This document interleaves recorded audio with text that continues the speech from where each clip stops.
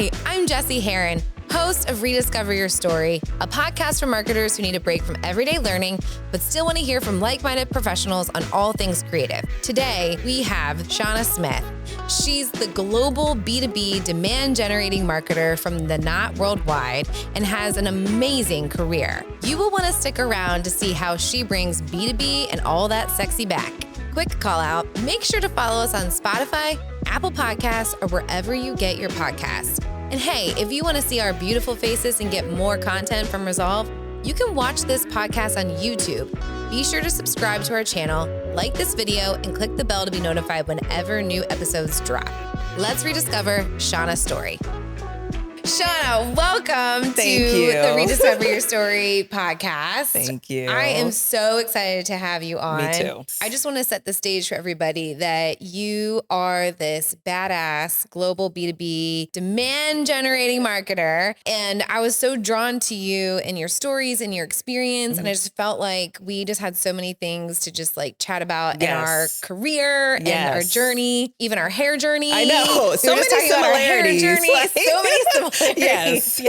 Yeah. So I just love having you in my life, and I'm just so excited to have you on the podcast now. Likewise, I appreciate it. It was instant vibes, which is always a good time. Yeah. And fellow B2B marketers, we've been in the space, we understand it. Well, I want to kind of start at the beginning. I mean, when you and I had coffee, you told me a little bit about your career journey, and I think it's one that it needs to be told, because I think for anybody else who's listening, it's something that, they might take something away from that, right? So if you just want to kind of talk to us a little bit about like that first professional experience and kind of lead us up to where you are today. I feel like it's been versatile too, which is something that I actually struggled with at first, of feeling like I have to be an expert in one thing. And so, but I'll take you through that. And I actually started my journey in sports marketing. So I was a collegiate athlete. I was like, I want to be in business, but I still enjoy sports. That's still a passion. And so I got started in sports marketing. I went and got my MBA and my Master of Sport Administration. And I quickly decided that I am the type of person where if it doesn't make money, it doesn't make sense. It doesn't make money. I'm money motivated. I know like sometimes that can be a little bit of a taboo subject, and especially for women sometimes. And pause right there, because that was one of the things that you and I talked about that I loved that we talked about. It is okay to say, we are out here to make a living. That's absolutely okay to talk about. Absolutely. And I've gotten more and more comfortable to talk about it. And I've had a lot of women leaders and leaders in general who have supported that and advocated for it. And I think that's super important for us to close the pay gap. But for me, I was like, sports are great. However, they really start you kind of low. So I was like, okay, what do I really want to do? And my goal was to be with more of a major brand in a marketing role. And maybe there was still an element of sports.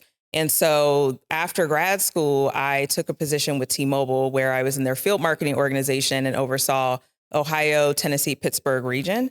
And we had signed our MLB deal. And so there was some team partnerships with the Indians, the Pirates, and the Reds. So I still had some of that sports marketing involved, but I got to be in a more pure, well-rounded marketing role where we were doing out-of-home advertising, radio, events. And so it was a really good role for me to start off with, to just get my hands in everything.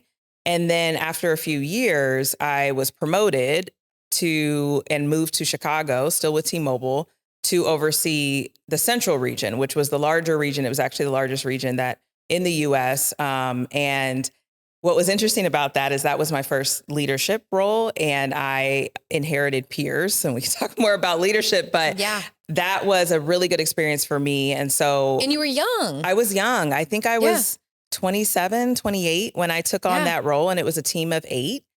That can be intimidating. Oh, for sure. And I learned later when people are like, no, I started with 1 and then 2. And I'm like, oh, no, I went straight to 8. 0 to 8. 0 to 8. And not only was it 8, it was distributed. So my team was in priority markets like Minneapolis or Detroit or Kansas or Denver, Cleveland. So I'm also leading a team and got experience early on of leading a remote or distributed team.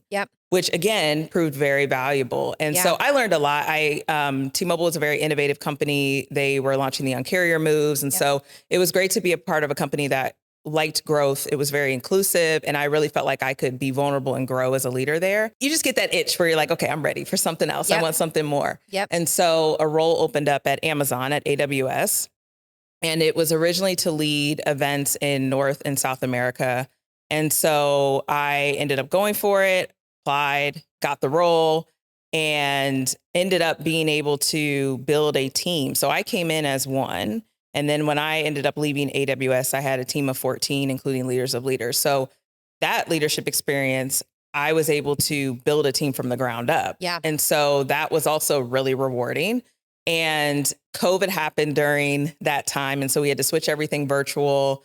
And we ended up still running super successful programs. And while I was there, we created the America's Demand Center. And so this was a full demand gen function. And I was getting the opportunity to do it at a Fortune 10 company. I mean, they have the resources, right? Like you're learning from the best of the best. And I loved it. I loved my experience there. And then the leadership I had was also top notch. Like I just felt like I had such a great experience with them as leaders. And so they recruited me to go to a company called Elastic. And what was enticing about that was one, they would be my leadership, but two, I would go into a global role. And so I had someone in the Netherlands, I had someone in Australia, someone in the Americas, and I always wanted that experience. And I would be a global director. And so that was really enticing for me. And then I quickly was like, okay, talking to mentors, I'm like, what is my path? I really want to, at the end of the day, try to become VP, CMO one day. And so I knew I needed to have more marketing functions under me. And how important is a mentor in this kind of space? I think it's very important. People talk about mentors all the time. And I will say that and it's interesting because I'm in business. I'm not always the most like, I can mingle the most, network the most, social media goes down really quickly. However, there's just people you connect with. And so you don't even have to officially say you're my mentor. But if that person is someone you trust, you value their advice, they advocate for you, then that's really is a mentorship. And I think it's super important. Every organization I've ever been in, I've had those. And every team I've led, I've encouraged them to have mentors because, of course, I will be your advocate, but you really need that in your career. So you can just have those vulnerable conversations. And like I said, we talked about money. Those players come in when you have to have some real conversations about like, well, what do you think I should be at? What do you think about this role? How do I ask for the money? How do you ask for the money? How do I validate my worth and my value and the things that I've done? And how do I transfer like my skills and my knowledge into the Absolutely. And that happened with a lot of the mentors I had. And so knowing where I wanted to go, I was looking for more of a role that would allow me to oversee multiple marketing functions and really get that experience. But of course, anytime you're going for a role, especially at that director level, you have to have experience that's somewhat relatable. And so with my demand gen experience, there was a role that opened up at the Not Worldwide, which is a global company, 16 brands globally, and also is a very fun culture and just celebrate. Yeah, it's a fun brand, right? Like I was in tech and marketing to practitioners and developers, which was cool. But this was like a different customer base. And so I got the opportunity to join the Not Worldwide, where I'm the director of B2B marketing for the Not Worldwide and Wedding Pro, which is the wedding professional facing brand. So that's where I'm at now. And I love tech. I've stayed in the tech industry after T-Mobile.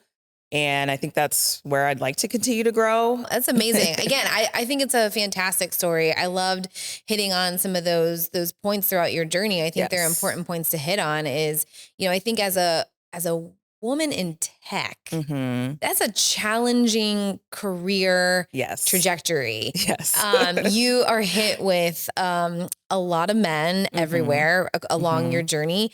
But I'll say that a lot of my best mentors have been men who have guided me through some of those more challenging technical based, kind of roles. I think that, when you're talking about technology and marketing specifically, you got to take some emotion out of things. And I think that that's been kind of an easy thing to do in those environments. But I agree. There's always a nice balance. It is a balance with that. And I've definitely had just as many solid, helpful men leaders as I have women. And that's been super key for me. I've also had experience that maybe weren't so great. Sure. And I'm sure we all as women sometimes have experienced that. Yeah. But I have had some very valuable leaders that are men that advocated for me that I learned a lot from. Yes. And so I see there's value in both, right? I totally agree. Yeah. It's just some things you have to be cognizant of being a woman in business or in tech. I just remember a couple times, it's just really funny that like for the longest time, I was the only woman at one of the companies. And I would come in and I'd be like, nobody cared that I got a new wallet. Nobody cared that my wallet matches my purse. Steve, do you care when I tell you those things? I care so hard, Jesse. I care so much. See, Steve's a real one. Steve's a real one, right? Or that I'm coming in on a rainy day and my hair is not cooperating because it's raining outside, right? Like when you work with men, sometimes you're like, get it together. I need an overhang at the front door, you know? It is so true. That's why I'm like, there's just a balance. There's a balance. Good in both, but it's funny you say that because when I am with a circle of women, or there's a mentorship program at Amazon where it was women focused and we talked about any and everything. And so there is just a little bit of letting your hair down a little bit when that happens. There is. And then when I'm at events sometimes and I have a jumpsuit that needs zipping or a dress, I'm so happy that there's a female coworker around that can help me out. Like there is something about sisterhood and how valuable that is in business. Yeah. And I do empathize because when I started in sports marketing, that was also very male dominated. I think it's grown since then, which is great in general with diversity. But at the time, it was definitely very male dominated and folks that you saw at the top didn't look like you. Yeah. And I've still been in spaces where I might be one of one, right? Mm-hmm. And it's okay though. I think I've feel like I've been able to be successful with it. Yeah. But it's definitely important to be able to be open and talk about that with folks you trust, like in inner circle, mentors, whoever. So, well, let's just talk a little bit about our favorite topics, B2B, right? Like not many people think B2B is sexy. No, they don't. It's not very disruptive. It's not very cutting edge of a traditionally, but this is where you and I have definitely bonded, where we like totally embrace the B2B marketing, space and, marketing for a B2B brand, especially in a demand generation, practice. I would love to just kind of talk about like the importance of, I don't know. I mean, we can just kind of bounce everywhere. Like I'm so excited, but like talking about like the customer journey, right? Mm-hmm. Like, and how important it is to pay attention to those at the top of the funnel. But then, as you get lower into the funnel, that's where I think people just sort of like dip out. Like businesses, marketers sometimes are thinking like, they're just like, what? I don't know what to do with these people that got down to the decision phase. We got them into the top of the funnel. All of the digital advertising worked. We got them there. Now what do we do with them? Yes. So I don't know. Let's just kind of dig into that a little bit. So many places we can start. I know. So many places we can go. I know. I've really enjoyed demand generation and B2B marketing. That's where I kind of found my place. Yeah. And I think it was a mixture of just what I naturally shift to, which is I like driving revenue. I like data. I like results and being able to see that. And every role has that. But I just think I find with the demand generation side of marketing, it's pretty black and white. I mean, are you getting those leads? Are they qualified? And are you turning it into revenue? Yeah. And there's instant kind of gratification in it too. Exactly. Yeah. And so I've just really enjoyed that and being able to build high performing teams for that. And so I've learned so much too. So everything you're saying is like spot on. I'm like, there's so many places we can go. Yeah. I would say with demand generation, when you talked about moving through the funnel, I think when you go from awareness, consideration, decision and on, this is where it gets super important about what relationships you've cultivated internally with teams like revenue, sales, account management, because there might be retention practices, stuff like that going on. And so one of the most important pieces for me when I come into an organization and I'm leading B2B marketing and or demand generation is to make sure my team in sales have a great rapport. And there's always going to be a push and pull there. However, we need to understand what each other's doing, educate on what each other's doing. And I know that sounds so simple, but when you talk about moving from decision on, that's where sometimes the breakdown can happen. There's organizations where sales is like, I don't even know, what are you doing? Like, what is your team doing? Like, what are, like, can you tell me when this campaign's coming? Can you tell me when we're doing this webinar? And on top of that, can you also empower me with resources and assets that I can use to make this go further? It should really be a one team effort. Yes. And I think sometimes that sounds so like, well, obviously, but you have to look at your goals as one. And so, yes, for demand generation, we're looking at marketing qualified leads or marketing qualified accounts. And that tends to be a main KPI, which makes sense and it should be. Yep. But what does your lead scoring look like? Is that sophisticated enough so that when you're giving those, when you're driving folks, you got the awareness, like you said, you did all the digital marketing, you've gotten them into the funnel. Yep. Are you making sure that whatever channels you're using are nurturing them enough to be warm enough to pass to sales? And sometimes that's through the channels you're using. Sometimes that's through the lead scoring model. And so there might be times you find I'm passing these off and they're not as qualified or warm as they need to be. So now it's not helping sales. Yeah. Now, do they trust what you're doing? Like, and they're right? getting frustrated. So they're getting frustrated. They're not warmed enough. They're not budget qualified. They're not the right target audience, whatever it is. Exactly. Yeah. So I would say definitely one of the top things that's important is just to maintain a positive working relationship with your revenue department as a B2B marketer. And I would say the other piece that I found is we talked about it so much is content. And not only is it just fun and enticing content and engaging, because that's what we see with business to consumer, with B2C, which their goal is we want to have some emotional appeal there. Right. B2B, they're like, does it make me money? Does it save me time? If it doesn't do one of those things, I don't need it. Right. So there's more education that you have to do to show a business, hey, this product and service that we offer, you need this. This will be helpful for you. What pain points are you trying to solve? So a lot of times when I talk with small businesses or entrepreneurs, I'm like, don't put your product or service out. Like that should not be the first thing that you're talking about when you're trying to bring folks into the funnel. It should be pain points. Yep. Exactly. When you're looking at your target audience, what's their biggest pain point? Yeah. What thought leadership topic can you deliver there to pull them in? Now that you've pulled them in, you can start to connect the dots of how your product and service solves this pain point for them. Right. So delivering the right content at the right time to the right customer is super important in top of funnel marketing and demand generation. And then the other piece that, again, I feel like is like a check, of course, is data. That's the other piece of it where you shouldn't be, you don't want to make decisions off of feelings or what you think internally. You should be always looking at what is the data telling you.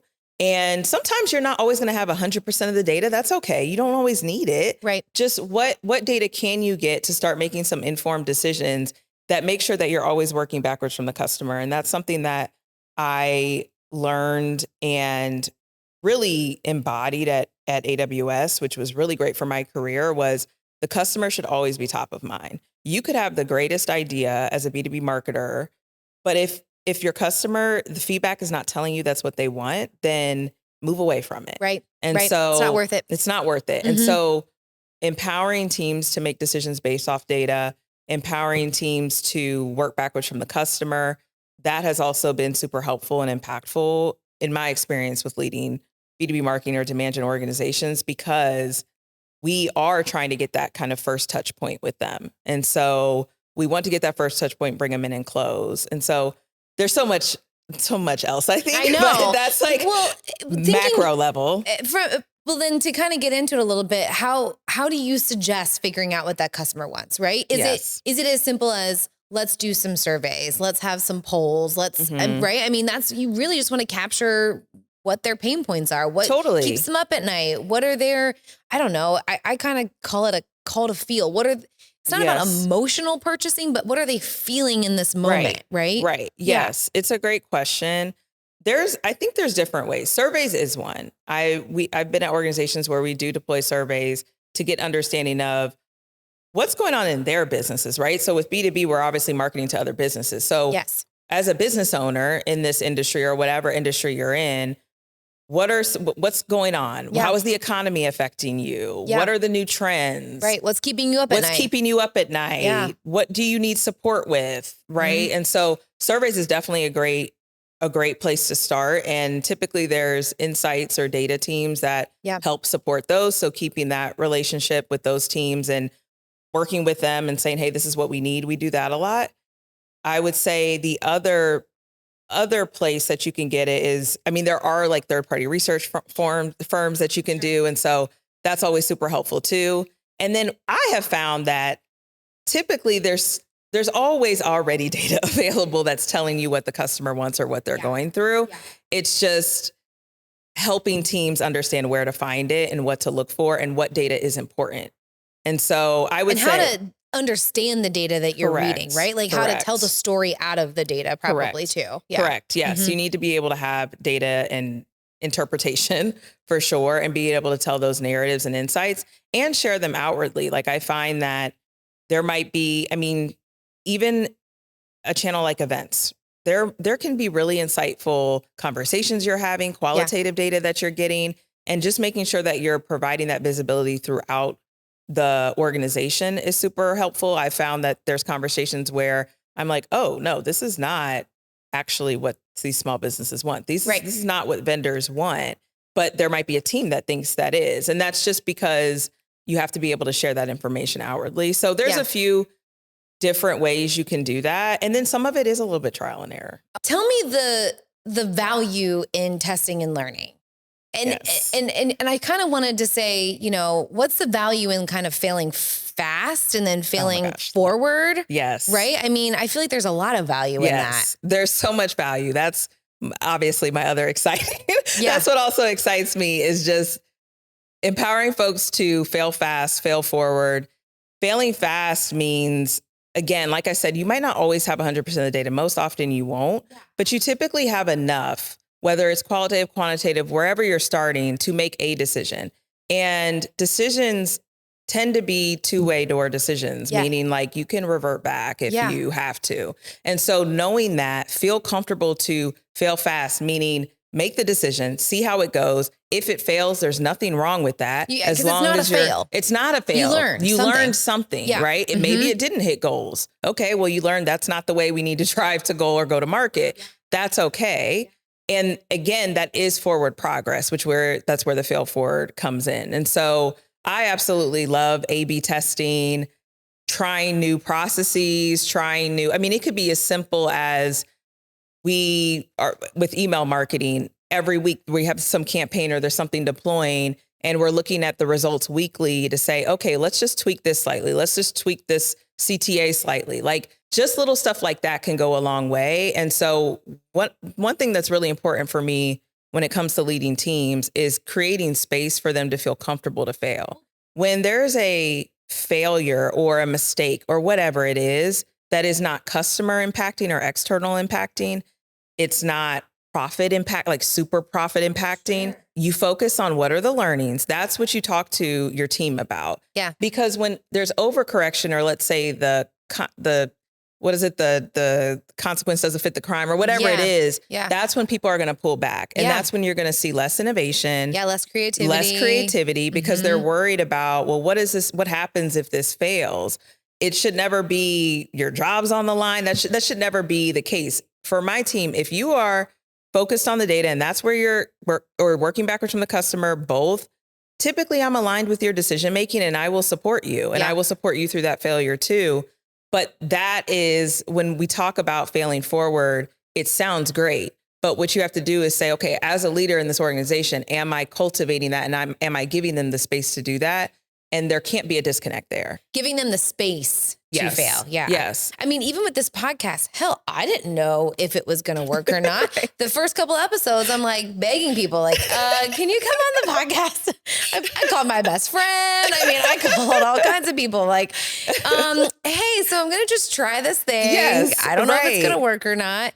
But again, I mean, if you look around, there's a lot of investment in this. Yes. Right? There's a lot of equipment here. Mm-hmm. There's a whole day or 2 days dedicated. Right. Steve, he sits over there on the other camera and smiles and adds commentary.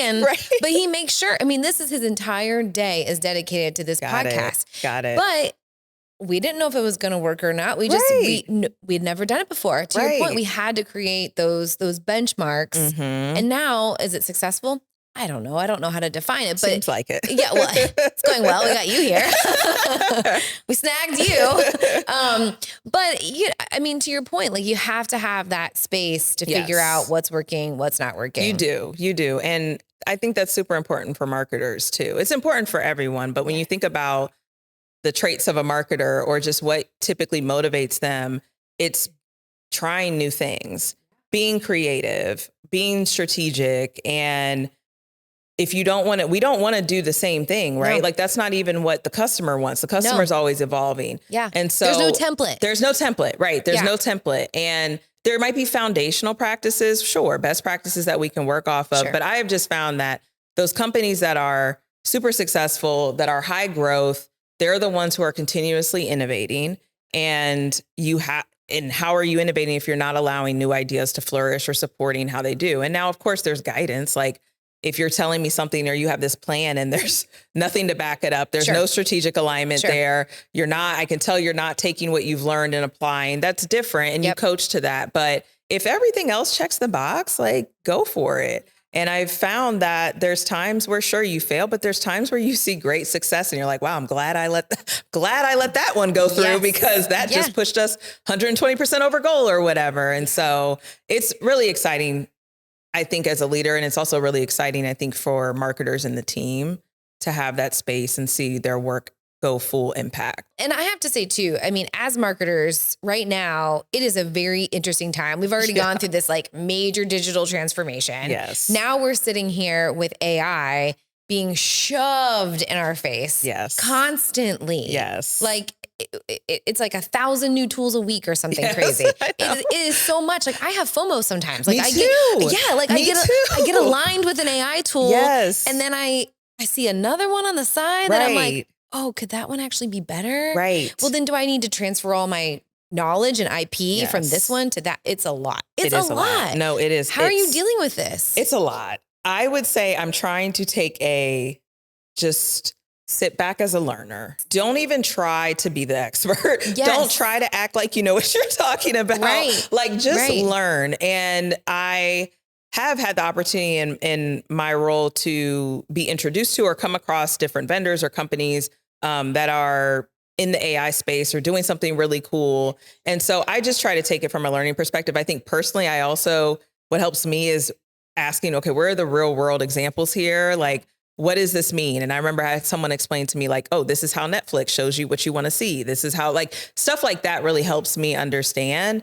And I think right now for me, I'm really in the discovery phase. Like there's a few AI tools that like you talked about, I've tried and I'm like, okay, now I tried this. Now I got this going. And then another one will pop up. Like there was just another one this week that someone on the team had brought to me. And I was like, oh, okay, tell me more about this. And of course there's looking for a decision. And I'm like, I still need to learn more. I'm not sure what this looks like. Right now, I'm just honestly not sticking my neck out to be that person to say, I stand behind this. We should do this AI tool. But I do know that I have a responsibility to be staying up to date and learning. So for right now, I'm just a learner. That's where I'm at. And I think that's a good space to be, right? Yes. Like, I mean, there's those who, when new social media tools come out, or again, when you think about this entire digital transformation, there are people kind of like running off, like this is a Kevin Dugan statement, who's a good friend of mine, but he's like, it'll slice and dice your potatoes into julienne fries, whatever. It'll do everything for you. It'll clean your house. It'll paint your toes. I mean, I'm paraphrasing and using different examples that he used, but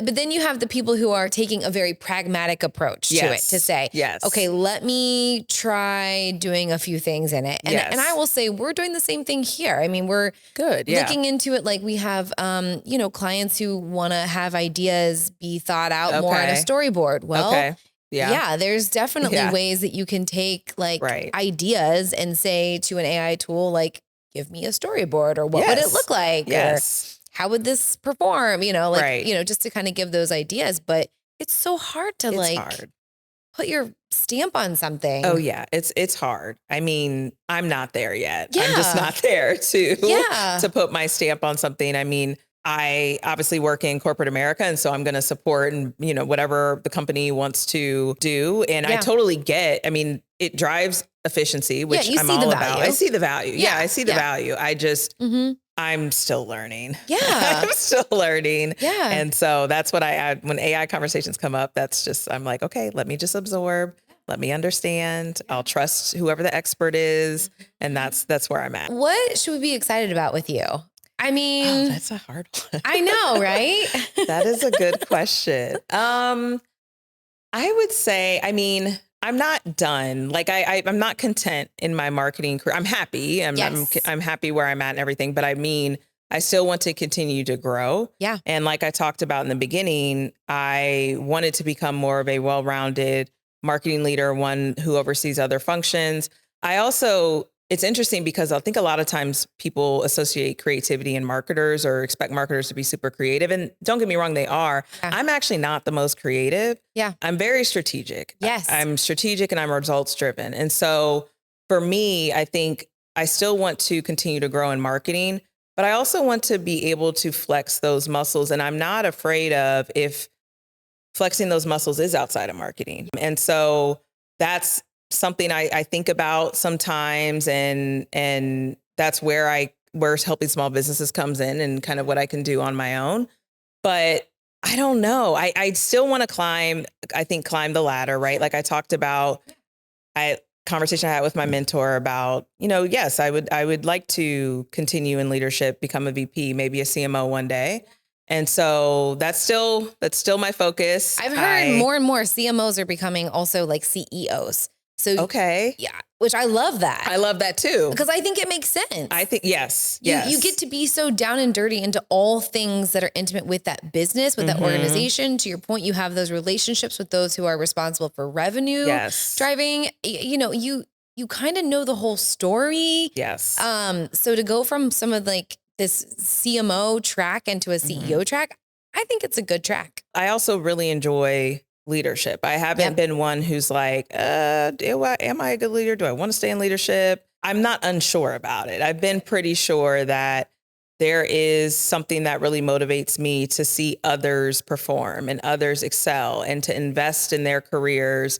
And I'm not coming from a braggy or conceited standpoint, but just coming from feedback that I've directly gotten from different organizations. I've led teams from those team members, especially. I know it's something that I'm doing well. Yeah. And so I'm always a big proponent of whatever your strengths are, just exaggerate those. Because your weaknesses, the best you can do is be average, which is fine if you want to focus on that. But I'm going to focus on my strengths because that's where I can excel and put myself outside of the pack. And so something that's still allows me to be a leader, a multifunctional leader, allows me to be strategic, allows me to drive revenue and focus on results is where you'll probably find me for the next few years. Yeah. And I have dabbled in, we talked a little bit about some consulting work that I've done for small businesses. And I started that when I had the opportunity to speak at a conference, and I realized how helpful some of what I was sharing and what I've experienced in larger corporations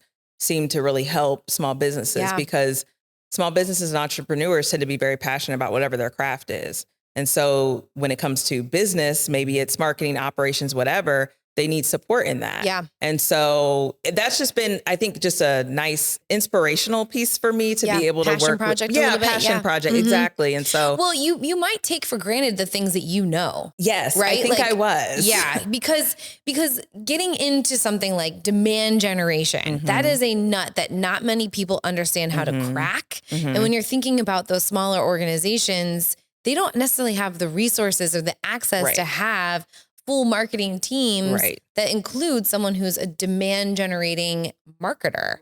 I think it's kind of a subspecialty, really. Yeah, I agree. And that's what I found when I was putting myself out there more and going to events or speaking or just getting the opportunity to meet small business owners and professionals. I did realize that I was like, oh, wow. Like, even if it's not demand generation or marketing, even leadership, right? So when you think about a small business, they want to grow. Their personnel will grow. Yep. that doesn't mean they necessarily have leadership experience. That doesn't necessarily mean they know how to build that structure, how to provide feedback. I mean, for folks that are in corporate and have been climbing the ladder, to your point, you might take for granted what you know. And I was finding that, oh, this is actually helpful. Yeah. And so it just became something that I was interested in. And I was like, okay, I already am in B2B marketing. I enjoy marketing small businesses. I enjoy talking with them. I enjoy leading them. I very much so admire entrepreneurs and small businesses. I have close friends who have started their own businesses, and I'm just always like in awe of that. Yeah, and absolutely. So I don't know if that's for me or not, but I know that I have tools and knowledge that can help them in their businesses. And so that's been the angle I've taken. So that's really where I'm at. And I'm just plugging along. I'm like, I might not know where the end of the journey is, but I'm just putting one foot in front of the other. You don't need to know that, right? Yeah. You don't need to know that. Yeah. So well, and I love the emphasis on leadership. I think that just because you own a business doesn't mean you're a good leader. No. There's a lot of shitty. We're going to say shitty leaders. I was like, can we say shitty? We can say shitty. We can say fuck. We can say whatever we want. Right, Steve? We can say fuck. Are we allowed to say fuck on this? No comment. Okay. Well, we just did. But there's a lot of really terrible leaders out there. And I think that cultivating new leaders, upcoming leaders, emerging leaders with good information, with that opportunity to create those cultures that allow for space to breathe and design and create and be creative. And I'll say too, something that I've been kind of experiencing with people that I talk to who are in the marketing space or looking to be more in a leadership role in a marketing space. Something that I found is that more and more organizations are expecting marketers to be sort of this like jack of all trades. And they also are expecting them to be like very experienced in all the trades. And I have such a problem with that. I would love to discuss this with you because of just your experience and your knowledge. But I am one of those people that think a marketer should be sort of like, if we're thinking about a house and construction of a house, they are the general contractor. Yes. They are the visionary. They understand where the budget is. They know how to talk all the talks. But you do not want your plumber also doing your electric or vice versa. Right. Yes. So a marketer should not have to do specifically the plumbing and the electric. A marketer should be the general contractor and run the vision. I'm with you. I am 100% with you. Do you see that sometimes out in the...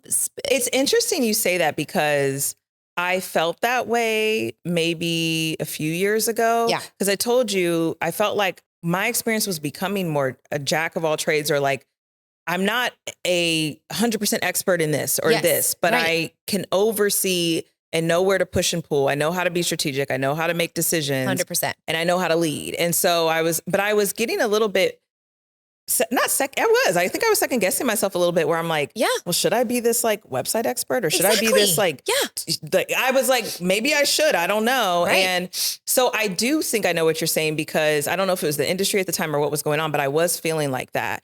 I don't think I would even remain in marketing if it became that. You'd become a master of none, right? Exactly. Like you can't, that just doesn't, that doesn't make sense to me. I also, and again, this is my opinion. I'm sure everyone has different leadership styles. I don't think that lends itself very well for leadership. If that's something you want to excel in, you have to get very comfortable with not being the expert or not having your hands in everything. I completely agree with you. I will say all the time, and I'm fully comfortable with it, I'll be like, I'm not the expert in this, but I hire talent and I make sure they're good and they know what they're doing. So if someone told me like, no, I expect you to go back and be super in the details and be the executor, I'd be like, yeah, you got the wrong one. Yeah. Like that's not where I'm at. And there's nothing wrong with those folks, because that's what builds the team, and those folks will hopefully grow and become leaders themselves. But there's in no way, shape or form would I ever have that expectation that you should be able to be 100% expert. I mean, there's, I don't even know how many, several different channels, right, that I oversee now. Team members I oversee. I mean, I talked about AWS where the team grew to 14. Yeah. How am I? Yeah, no. No. And honestly, I don't think the teams want that either. No, they don't want you in those leads. They're want like, you. Thanks, Shauna. We're going to need you to step aside. Right. And that's our expertise. It slows decision making down too. Yes. Because now they're worried about like, yes, you all should manage up and educate me to a certain extent, but not to the extent that you educate me so much that I can go do what you like. No, like you're here for a reason. Yep. I trust you. If there's something not working, I'll coach to it. Yep. But you're right. I do think that comes down to being secure in who you are and who you are as a leader and just trusting your team. Like that's what it comes down to. But no, I empathize with your friend. Yeah. And I hope that she listens and I hope her boss listens. But right. I mean, like, I hope that, right. But I hope this message gets out to organizations who are like, I don't know if it's a cost savings. Like, I'm going to hire one single marketer who I'm going to have them do soup to nuts. Yeah. Right. Like, that's just not fair. I don't think that those people exist in a very efficient way. It's interesting you say that because I feel like sometimes at the senior manager level, at least in I know it's different in different industries. In the tech industry, you're talking maybe the senior manager. But you're also talking in a very corporate level, which is totally fine. So let's just say that. It's a corporate level. Senior manager, I'd say that level. I feel like there are times where I see that position move pretty fluidly between strategy and execution. So it's interesting you say that because I do feel like I see that, but I still think they're set up in a way where I don't know whether it's their cross-functional partners, there's still support, right? Mm-hmm. But I do see where there's roles where it's like, to start off with, you are going to have to do the strategy, but you also need to execute. But in my experience, those roles will grow. It's almost like maybe there's a new product or new function or something new, and that's what you are here for. And then once you prove out or you get some results, and they should be fair, like you said, but they should be fair, then you can grow your team, which is kind of what happened to me. And why I got to build a team was because, I was proving out that this could be really successful. It's driving results, but I can't scale it in the way I need to with the resources or lack of resources that I have right now. Right. And so, but it's interesting you say that because I do see roles. I still see roles though that do have that even in the job description. Yeah. So I think people should take that as a bonus if you come with that extra skill. Right. But come up with a focus. Right. Yeah. Right. Come up with a focus. Exactly. Yeah. Exactly. So how do you stay current, relevant? Like, do you read books? Do you listen to podcasts? Do you have anything that you kind of like, I don't know, do you just kind of like get lost in tips and tools online? Or it's a good question. It's actually one that I've had to more focus on. Yeah. Because I think I tend to get very heads down and into what role I'm in and what are my goals within that role, that I don't always naturally go see what's happening here, what is happening in the industry, what's happening with best practices. Just through the roles I've been in general, I'll typically have vendors outreach, maybe folks on LinkedIn reach out. And so I typically make sure, one, I actually read and see what they're talking about. I get emails a lot about webinars. I've been able to join webinars where, I don't know, webinars just seem easier for me. I guess they're like 45 minutes to an hour. I just get to join. I'm already virtual. I'm already remote. Yeah, lunchtime. Yep. And so I've had the opportunity to join some webinars, even some that were about AI, because obviously that's something I need to get more acclimated with. I've been able to be on some of the distro lists for newsletters and stuff, just even stuff like, how are they formatting their emails? So what emails are in my inbox now that caught my eye and made me click on it? And so I think there's things that show up in the roles I'm in everyday life. And then I also am getting out more and meeting people like you, meeting other professionals at conferences, at events, and I'm able to get that firsthand knowledge and talking to them or listening to them present. Yeah. And so it's very natural. It's very natural for me. Which I think is great. I think I could have more of a focus on that. And so, but it's busy. Life is busy sometimes. There's only so much information I can take before I get information overload, but I am trying. And then I will say I work with really great people and work with really great team members who also just will send stuff and say, hey, you're check this out. surrounded by subject matter experts. Yes. Yeah. Yes, exactly. And so I feel like I'm also always learning from the folks around me at work or learning from my team. And so, I guess it is natural, but I will say it's like something that there's actually someone who I work with who I'm like, you are so good about always sharing industry best practices with everyone. Like, I just really love that about you because that's something that I need to do more. But yeah, just read everything she sends along too. I was gonna say, you don't need to do it. She's doing it for you, which is great. I mean, that's a high collaborative environment, which I think is totally fine. Yes. Yeah. Oh my gosh, this was amazing. It was. I really enjoyed this. I really enjoyed this conversation. 10 out of 10. You'd give a 5-star Yelp review. Yes, absolutely. Absolutely. I feel like it was just really great to talk about this with you. And I appreciate you giving me the platform and getting to know me. And, you know, the vibes are always great with us. Yeah. So. Yeah. No, I was so excited. I mean, I was going around telling everybody, I'm like, Shauna's coming today. Yeah. I was excited too. I know. I was telling my friends, and one of my friends is a successful like influencer and has her own business and stuff. And she's like, you need to do this. You need to do that. I'm like, okay. But no, I was excited too. So I really appreciate the opportunity. Well, thanks for coming on the podcast. Thank you for having me. Hey, Steve. Hi, Jesse. Another great episode. Yes. Shauna is basically my girl crush. So there's that. I don't blame you. She is incredible. I could sit back here and listen to you guys talk all day. Such a great conversation. She really meant it when you guys had the vibes. We do have the vibes, from our hair journey to talking about how we both think B2B is sexy. It's a whole thing. There's nothing sexier than a B2B. You know what I'm saying? Yeah, well, I do know what you're saying. Yeah? It gets me hot, that's for sure. We're going to have to make this podcast explicit if we go any further. I mean, we said fuck a couple of times. Just kidding. I said fuck a couple of times, but hey, it makes sense we would drop that word on a discussion about B2B, the sexiest conversation. It's the sexiest thing ever. Mm-hmm. I know. You know, I want to just call out real quick, like how bold that Shauna is in her career and her decision making, how secure she is in just like her role, especially as a leader. I think that that's super huge, especially for women. And I hope that, you know, other women listen to this podcast, have amazing takeaways, and connect with her on a level on LinkedIn or whatever. But she's an awesome person to be connected with. Absolutely. I want to be her when I grow up. I know. Mm-hmm. I know. All right. Well, we'll just bring the sexy back. Yeah. BB. Hey, guess what? You made it to the end of the podcast. That's awesome. And you know what you get for that? You get more content. Check out this content from the Resolve team, all about Rediscover Your Story podcast content right here. You click on it, you might get a treat. Find out. Steve, make it stop.